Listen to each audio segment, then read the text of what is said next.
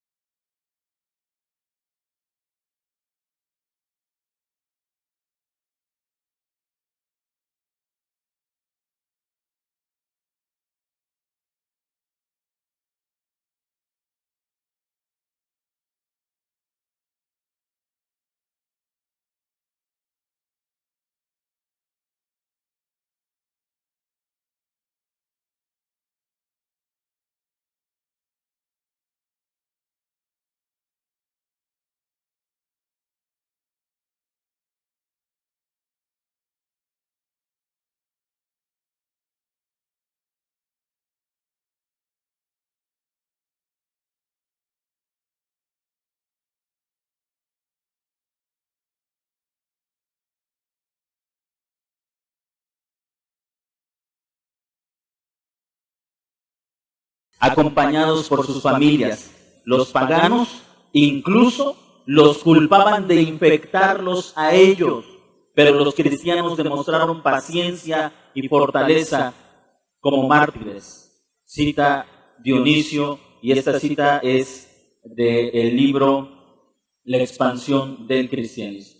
Ahora, le he leído dos relatos de dos grupos divididos por el tiempo, los creyentes del Antiguo Pacto y los creyentes del Nuevo Pacto. Ambos enfrentando diferentes circunstancias, distintas situaciones, guerras, adversidades, pandemias, hambres, luchas, pero todos enfrentándolo de forma tan heroica, tan valerosa, que uno tiene que preguntarse, ¿qué creencias tenían estos hombres, estos pueblos, estos cristianos, estas iglesias que les hacían permanecer firmes ante situaciones que hermanos hoy, siendo menores o inferiores, están aterrorizando a la humanidad? Esto me recuerda, y no solamente a la humanidad, a la iglesia cristiana, esto me recuerda las palabras que Dios le hablara al profeta Jeremías cuando Jeremías le pregunta a Dios, Jeremías capítulo 12. Jeremías dialoga con el Señor y le dice al Señor: muy justo eres, oh Señor, para que yo dispute contigo, pero alegaré una causa ante ti. ¿Por qué prosperan los malvados y los traidores viven en paz? Y Jeremías está diciendo, Señor, yo sé que tú eres demasiado justo, que no hay nada injusto en ti, pero yo tengo una duda, yo lucho con algo, hay algo que no entiendo, ¿por qué los malos están en paz y tu pueblo está siendo azotado? Ahora, ¿sabe qué es lo que Dios le dice al profeta Jeremías? Versículo 5 del capítulo 12 del profeta Jeremías. Si ya estás cansado corriendo con los de a pie, ¿cómo podrás competir con la caballería? Si solo en tierra segura te sientes tranquilo, ¿cómo harás en la maleza del Jordán? Lo que Dios le estaba diciendo al profeta Jeremías es para reflexionar. Si apenas empiezan los problemas y ya te cansaste, si has enfrentado a los de pie, a la infantería y ya te sientes agotado, cuando vengan los de a caballo, ¿cómo vas a estar? Si solamente en la tierra de paz te sientes tranquilo, cuando estés en la maleza del Jordán, ¿cómo le vas a hacer? Si solamente la iglesia es capaz de adorar a Dios cuando todo está bien y cuando viene una pequeña crisis, la iglesia se dispersa, se aparta, cuando venga una verdadera crisis, entonces ¿dónde estará la iglesia? Si un pequeño virus hace que las iglesias cierren sus locales y hoy en la mañana escuchaba con mucha tristeza a un pastor, y sé que algunos van a ver este video y quiero decirlo con todo amor, con todo cariño, hermanos, les ruego como pastor de la iglesia local, por el momento no escuchen al pastor Miguel Núñez. Es un excelente expositor, es un excelente predicador, pero me temo que está pasando en una crisis que el evangelio no lo está comprendiendo. Él decía hoy por la mañana, la Escritura nos ordena a congregarnos, no podemos hacerlo. La Escritura nos ordena celebrar la comunión, no podemos hacerlo. La Escritura nos manda a predicar el evangelio, no podemos salir. ¿Solamente lo podemos hacer entonces en tiempo de paz? Solamente pareciera que ellos entienden que estos hombres escribieron detrás de un escritorio en la mejor de las comodidades, cuando nadie los perseguía, cuando nadie los amenazaba, cuando todo estaba bien. Entonces es buen momento para hacer iglesia. Pero cuando las cosas se ponen un poquito difíciles, es tiempo de escondernos, es tiempo de aislarnos, es tiempo de apartarnos, es tiempo de encerrarnos, es tiempo de retirarnos a reflexionar. Por eso quiero en esta tarde, hermanos, llamarlos a considerar lo que es el evangelio y lo que es la verdadera fe, lo que nosotros necesitamos entender que ha sido revelado en la palabra de Dios, qué es lo que debemos tener presente. Y tenga en cuenta una cosa, si la analogía tiene lugar en nuestras circunstancias, ¿acaso estamos apenas corriendo con los de a pie? No es posible que nos estemos cansando.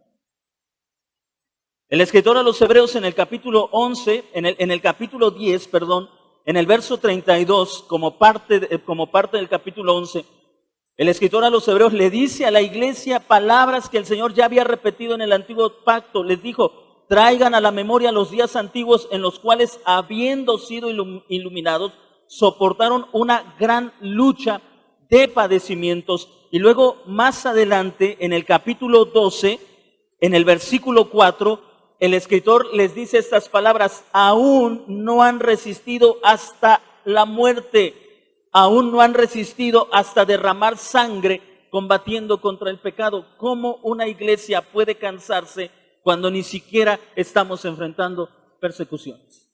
¿Cómo?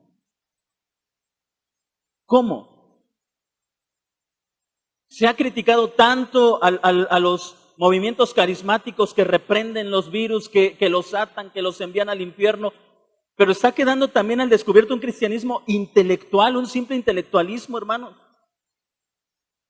Que está bien predicar el evangelio cuando estamos en paz, cuando se puede hacer una conferencia con una gran cantidad de personas, pero cuando las cosas apenas se empiezan a poner mal, hay que irnos a nuestra casa, hay que hacer oraciones, hay que hacer ayuno. Parece que la gente no está entendiendo la diferencia, parece que la iglesia no está entendiendo la diferencia entre el antiguo pacto y el nuevo pacto. Parece que la iglesia que tanto ha predicado el evangelio se ha quedado encerrada en el antiguo pacto. Entonces, ese evangelio que está predicando no es el evangelio. No dudo de la capacidad de estos hombres, son grandes oradores, como lo fue Apolos. Pero ¿recuerdan qué hicieron un matrimonio cristiano cuando escuchó predicar a Apolos? Lo llamaron aparte por una razón, porque las cosas que estaba exponiendo no estaban de acuerdo al evangelio. Entonces, no, estos pastores que han tenido mucha influencia en la iglesia, creo que necesitan de alguien que se acerque a ellos y les explique el evangelio con claridad, les dé una comprensión clara, porque parece que ellos mismos no están entendiendo lo que está pasando. No están entendiendo lo que está sucediendo. Hebreos capítulo 11 no es el escrito de un hombre que detrás de un escritorio observa todo con la mejor de las comodidades y entonces escribe una parte inspiradora para aquellos que están sufriendo. La carta a los Hebreos es un escrito dirigido a una iglesia que está sufriendo no solamente las guerras civiles que se estaban dando en el Imperio Romano durante el periodo en el que estas cartas fueron escritas. Eso significa que había hambre a causa de las guerras civiles, que había enfermedades causadas por la guerra, pero aunado a eso, la misma iglesia estaba siendo perseguida por el judaísmo y por el Imperio Romano. Y esta carta corresponde a animar a una iglesia que está enfrentando las peores crisis. Pero ¿sabe qué veo? En todas las cartas que usted lea de Pablo, de Pedro, del escritor anónimo a los hebreos, del apóstol Juan, en todas las cartas, en ninguna parte usted va a escuchar que se le exhorte a la iglesia a retirarse y a reflexionar y a orar y a ayunar para que cambien las cosas. Eso no es cristianismo. Eso no es evangelio. En ninguna parte usted va a encontrar que se haga esa exhortación, que se exhorte que se haga ese llamado a que la iglesia se retire, a que la iglesia se esconda. Todo lo contrario, usted va a escuchar afirmaciones como mantengan la fe, vivan de acuerdo a la verdad, apártense de estos pecados, pero nunca se nos enseña que para el arrepentimiento la iglesia tiene que hacer largas oraciones o largos ayunos. Y por eso debemos entender cuál es la diferencia, la distinción entre el antiguo pacto y el nuevo pacto. Y ya que leímos los últimos versículos del capítulo 11, tenemos que hacernos esta pregunta: ¿qué es lo que hizo a estas personas vivir de forma tan valerosa en tiempos tan críticos? Hebreos capítulo 11, versículo 3. Por la fe entendemos haber sido constituido el universo por la palabra de Dios, de modo que lo que se ve fue hecho de lo que no se ve. De modo que lo que se ve fue hecho de lo que no se ve. Ahora, aquí hay unos aspectos importantes que quiero que tome en cuenta. El escritor a los Hebreos comienza afirmando que los creyentes del antiguo pacto percibieron, entendieron una realidad que les llevó a mantenerse firme sin importar las circunstancias que estaban enfrentando, sin importar las circunstancias que ellos estaban viviendo. Por la fe entendemos, esta palabra entender significa percibir, comprender, observar y entender claramente.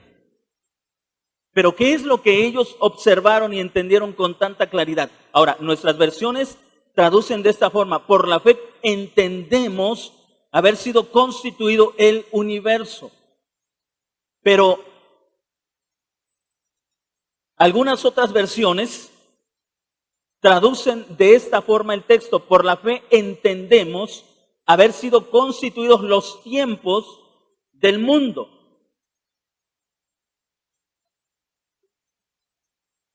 Así que lo que el escritor a los Hebreos está diciendo es que lo que habían entendido los cristianos, si cabe la palabra, más bien lo que había entendido el pueblo del antiguo pacto, es que el universo había sido constituido en tiempos. Y básicamente La carta a los hebreos es una explicación de esos tiempos. ¿Cuáles son esos tiempos? El antiguo pacto y el nuevo pacto. A ver si entendemos este punto. Así que el escritor a los hebreos está diciendo lo siguiente. Por la fe entendemos que el mundo ha sido constituido en dos tiempos, en el antiguo pacto y en el nuevo pacto, de modo que lo que se ve, ¿qué es lo que se ve? Ahora, nosotros vamos a pensar, bueno, los árboles, los ríos, las montañas, no. Si usted regresa a la carta a los hebreos, capítulos antes, ¿de qué está hablando el escritor? Del templo, del sacerdocio, de los sacrificios. Venimos a este punto. De modo que lo que se ve, ¿qué es lo que se ve? El templo, el sacerdocio, los sacrificios. De modo que lo que se ve fue hecho de lo que no se ve. ¿Qué es lo que no se ve? El templo celestial. Vamos a ir viendo esto. Observe lo que dice, por ejemplo, ahí mismo en Hebreos, capítulo 8, versículo 5, capítulo 9, versículo 11. Solamente vamos a ver estos versículos. Hebreos, capítulo 8, versículo 5 y Hebreos 9, 11.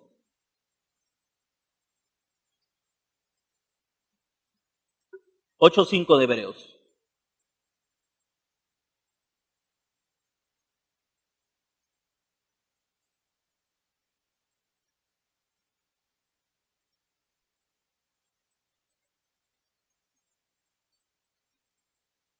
Ahí, observe esas palabras. Mira, le dice, haz todas las cosas según el modelo que te fue mostrado en el monte. Es decir, lo que se ve en el tiempo en el que se estaba escribiendo la carta, el templo, el sacerdocio y los sacrificios, fue hecho de lo que no se ve, el templo celestial. La iglesia del antiguo pacto entendió que ellos estaban en una etapa preliminar, en una etapa de promesas. El templo, el sacerdocio y el sacrificio eran modelos de una realidad todavía para ellos por venir. La razón por la que ellos soportaron tantas luchas, tantas adversidades, es porque ellos entendían que estaban en una etapa donde aún las promesas no iban a venir a ellos y tenían que esperarlas. Ahora observe lo que dice en el capítulo 9, versículo 11.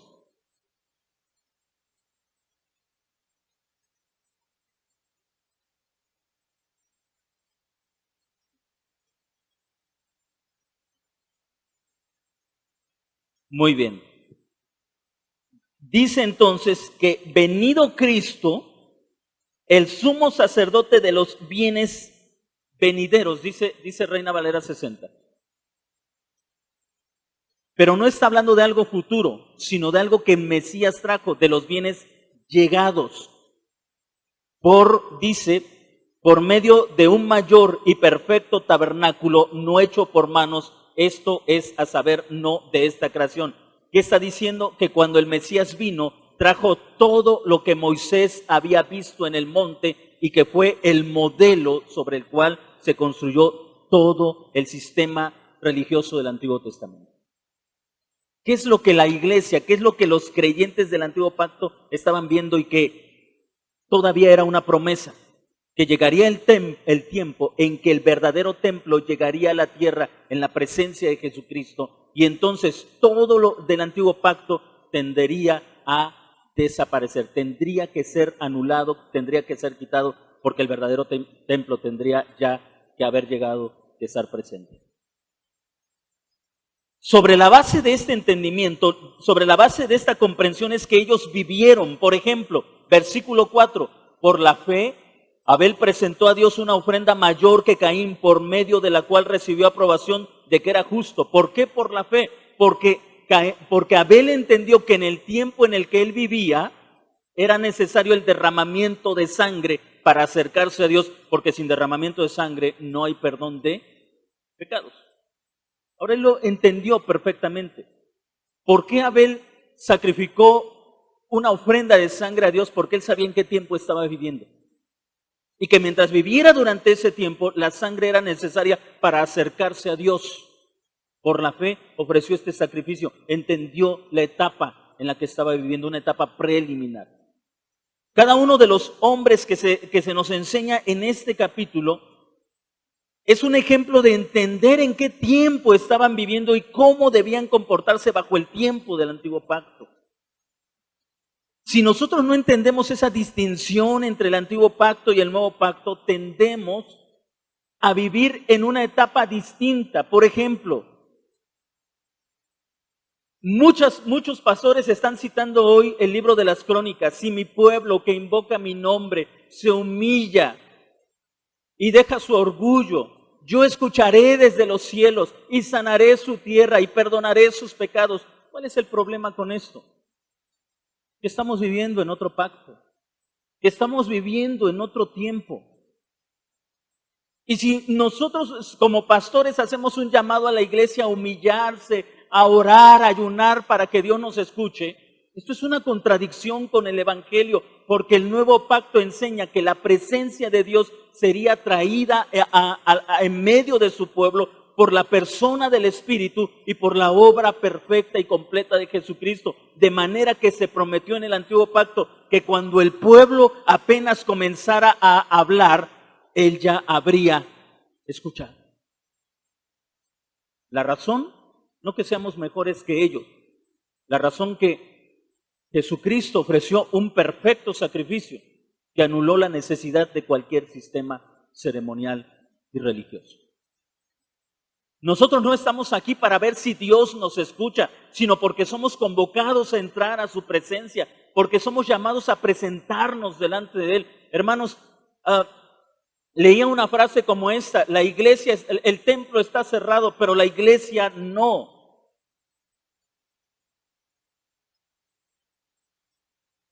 El templo está cerrado, pero la iglesia no, haciendo referencia a que los locales pueden estar cerrados, pero la iglesia está en sus hogares adorando a Dios. Hermanos, el Nuevo Testamento dice que el templo y la iglesia son uno mismo. Nosotros somos el templo que está siendo edificado, la iglesia que ha sido congregada. No hay distinción entre uno y otro. ¿Se da cuenta cómo muchos están mezclando un tiempo pasado, el antiguo pacto con el nuevo pacto, y no entienden la diferencia entre uno y otro? No ven esas realidades que son diferentes, que son distintas, y terminan entonces en una tremenda confusión. No entienden lo que está pasando, no entienden lo que estamos viviendo, porque simplemente no han logrado comprender la riqueza, la grandeza del nuevo pacto en el que nosotros estamos hoy viviendo por la venida de Jesucristo. Esta es la lucha del escritor a los Hebreos con una iglesia que no estaba entendiendo esta realidad. Ellos estaban viviendo en el tiempo en el que el antiguo pacto iba a llegar a su fin, pero no lo estaban entendiendo. Ellos veían las circunstancias y lo evaluaban de esta manera: tal vez Dios nos está castigando porque hemos dejado de adorar en el templo, porque estamos siguiendo una secta, porque nos estamos apartando de la verdadera fe de Dios. Tal vez es mejor que volvamos a las prácticas del culto mosaico, tal vez es mejor que volvamos a la ley de Moisés para que Dios deje de castigarnos. Bueno, esa confusión era el resultado de no entender la perfección, la perfecta obra de Cristo, anulando el antiguo pacto y trayendo un mejor pacto para todos nosotros. Por eso es que el escritor a los Hebreos comienza el capítulo 11 con esta afirmación: por la fe entendemos. Si no alcanzamos a discernir esta diferencia entre el mundo del antiguo pacto y el mundo del nuevo pacto, no vamos a poder sostenernos en ninguna crisis. Y creo que lo que estamos viviendo hoy es una muestra de que la iglesia no ha entendido estas diferencias y la razón por la que muchos están pronosticando juicios y que es un castigo porque la iglesia se ha apartado de Dios. Y hermanos, me choca con lo que la Biblia dice. Porque si hoy Dios está castigando a la iglesia, entonces tenemos que decir que el sufrimiento de Cristo no fue suficiente para cargar el pecado de todos nosotros. Porque si hoy Dios está trayendo juicio sobre la iglesia, vana es nuestra fe en un Cristo que murió y resucitó. Y seguimos perdidos. Y se está predicando un evangelio de obras. ¿Cómo vamos a apaciguar la ira de Dios? Hay que ayunar. Hay que meternos en oración. Hay que hacer días de oración. Hay que hacer días de ayuno. Están predicando un evangelio de obras. Hay que apaciguar a un Dios que está airado. A mí no me preocupa que el Papa haga declaraciones como esas. Me preocupa que líderes evangélicos de mucha influencia y que son considerados ortodoxos en la fe estén haciendo esas declaraciones, porque entonces, hermanos, tenemos que preguntarnos qué tipo de cristianismo, qué tipo de evangelio se está predicando. Es importante entender esa distinción entre en el nuevo pacto cómo debemos vivir nosotros como cristianos teniendo la promesa, no solamente la promesa, sino la sustancia, la realidad de que Cristo ha traído la presencia de Dios a nosotros como pueblo.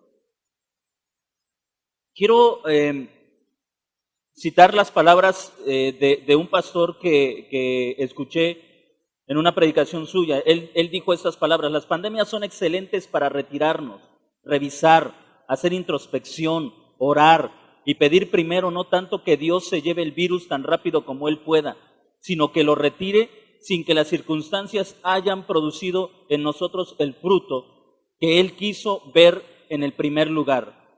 Para luego nosotros entonces comenzar a pedir por nuestra condición interior, para orar por la condición de los líderes del pueblo, no solamente cristianos, sino los líderes que Él ha puesto sobre nosotros en la nación, que también nos han encaminado a bien, para orar por ovejas desviadas, para orar por gente que aún no le conoce, que necesita entrar en el reino de los cielos. ¿Sabe cómo le llamarían a este tipo de declaración?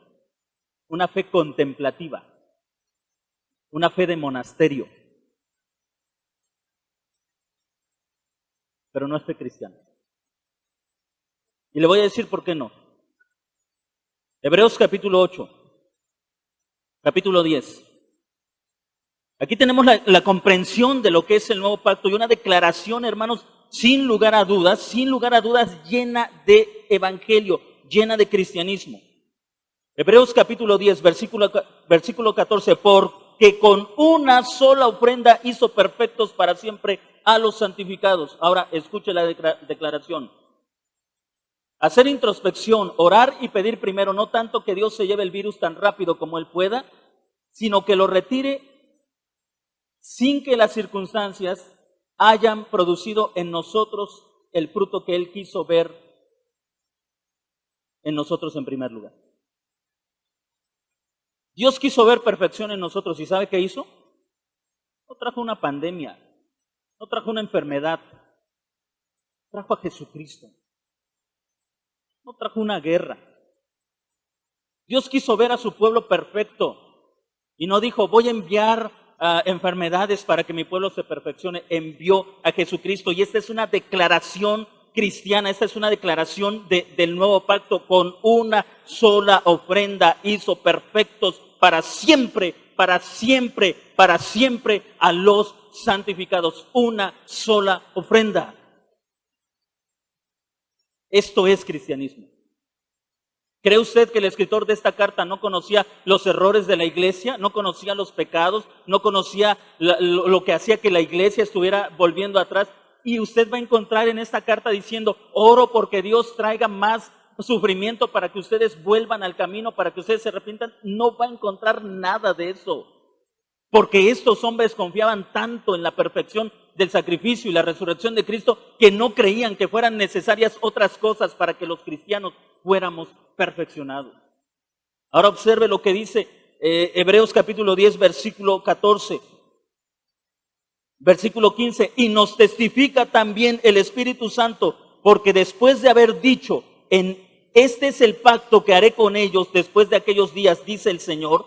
Pondré mis leyes en sus corazones y en sus mentes las escribiré. Y añade, y ya nunca, nunca, nunca me acordaré de sus pecados y de sus iniquidades, porque donde hay remisión de estas cosas, no hay más ofrenda por el pecado. Nunca me acordaré más de sus iniquidades. ¿A quién le creo?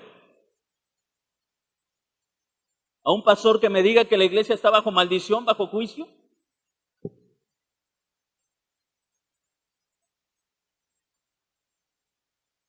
Aunque sea PhD, aunque sea conferencista internacional, si ataca las escrituras, no puedo estar de acuerdo. No podemos estar de acuerdo. Capítulo 8. Porque reprochándolos dice, aquí vienen días, dice el Señor, en que estableceré para la casa, 8 versículo 8 de Hebreos. Porque reprochándolos dice, aquí vienen días, dice el Señor, en que estableceré para la casa de Israel y para la casa de Judá un nuevo pacto, no como el pacto que hice con sus antepasados el día que los tomé de la mano para sacarlos de la tierra de Egipto, porque ellos no permanecieron fieles en mi pacto y yo me desentendí de ellos, dice el Señor. Ahora observe, ¿por qué digo que muchas iglesias están viviendo en el antiguo pacto? Porque piensan que Dios se ha desentendido de ellos. No podemos congregarnos, no podemos celebrar la comunión porque estamos bajo el juicio de Dios. Tenemos que arrepentirnos, decía un pastor. Está diciendo, Dios se desentendió de nosotros.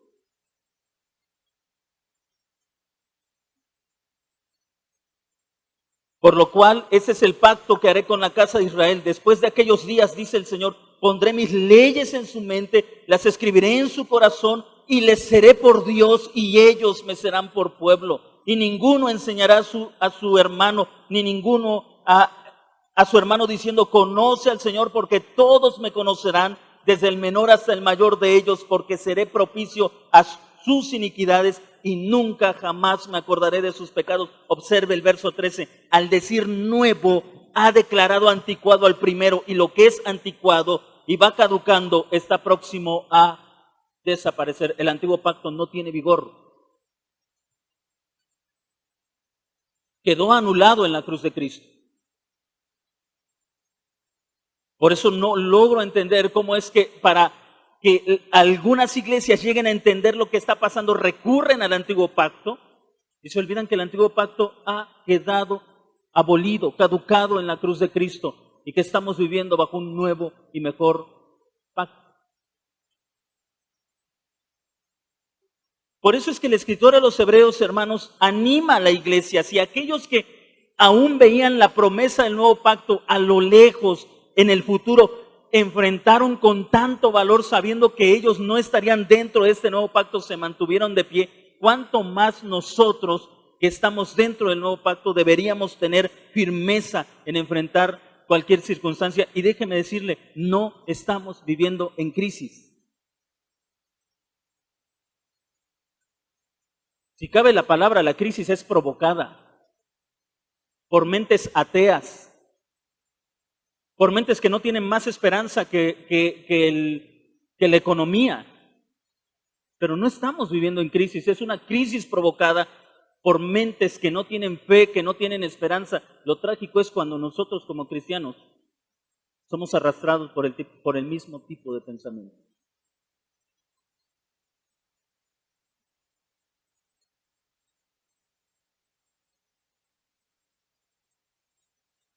En el libro de Apocalipsis, en el capítulo 22, hermanos, una hermosa visión que tiene el apóstol Juan.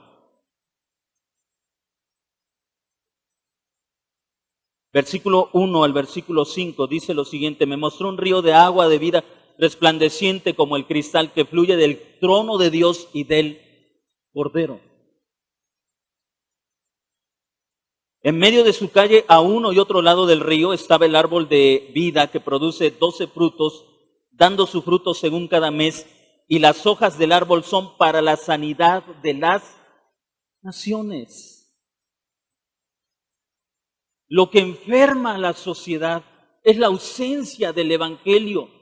El apóstol Juan estaba viendo que bajo el reinado de Cristo la vida fluiría desde su trono hacia el mundo entero. Hermanos, nosotros creemos que a partir de la resurrección Cristo está reinando.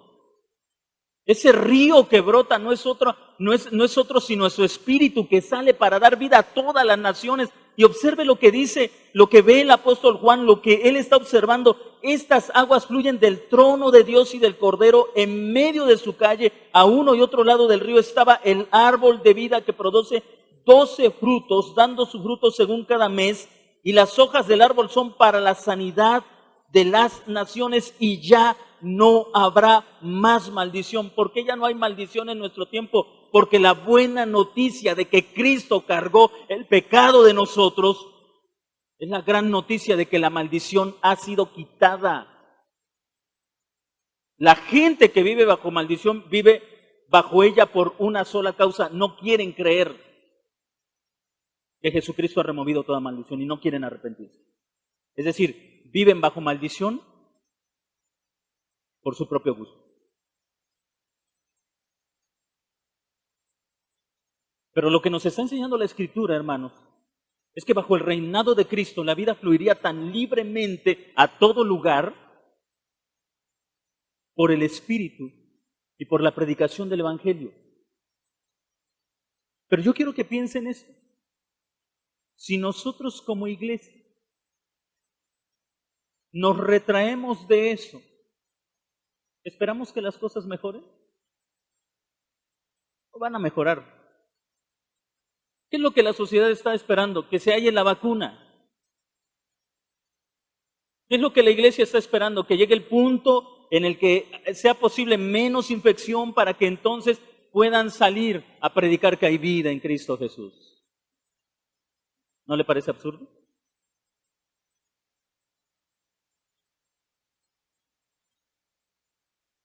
¿Por qué ellos estaban tan confiados en esos momentos? Porque si la maldición de la muerte ha sido quitada, eso significa, hermanos, que incluso nuestra muerte física no significa más muerte, sino nuestra unión con Cristo. Por eso es que ellos podían salir libremente, ayudar a los enfermos, enfrentar la persecución, morir por hambre. Ellos podían hacerlo libremente porque sabían que este cuerpo de muerte está plenamente asegurado en Cristo y tenemos segura la resurrección en Él.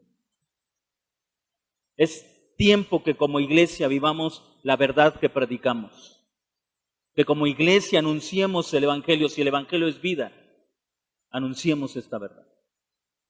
Ahora, como se lo he dicho en cada uno de estos domingos, la intención no es pasar por alto las medidas básicas de higiene, de sentido común.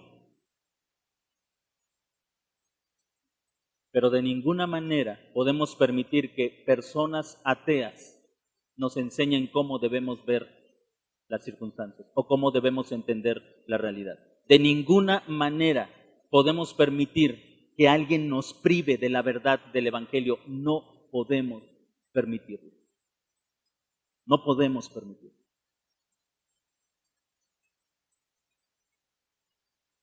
Le voy a decir algo personal. Yo he pensado que si fuera contagiado del virus y eso debilitara mi salud y muriera por causa de esa enfermedad, aún en el estado de agonía, seguiría dándole gracias al Señor de, por sobre todas las cosas, quitar de mí la ira que Él justamente había puesto sobre mí. Porque 1000 veces prefiero morir por una enfermedad, sea cual sea, que morir bajo el peso de la ira de Dios. Eso sí es terrible. 1000 veces prefiero morir por una gripe, una neumonía, una enfermedad cualquiera que sea, 1000 veces prefiero sufrir el dolor de un cáncer, aunque sé que para quienes lo están sufriendo es terrible, pero 1000 veces preferiría sufrir ese tipo de enfermedades que ser apartado de Cristo y morir bajo la ira de Dios eternamente. Ese sufrimiento, de verdad, para quienes todavía están bajo ese sufrimiento, huyan, escóndanse bajo las piedras, métanse a las cuevas, intenten escapar, porque el día que la ira los alcance, no tendrán ninguna esperanza. Pero si usted está en Cristo, dele gracias, porque muriendo de cualquier forma no se compara con el sufrimiento que Él experimentó en la cruz por llevar el pecado de todos nosotros. No se compara en nada.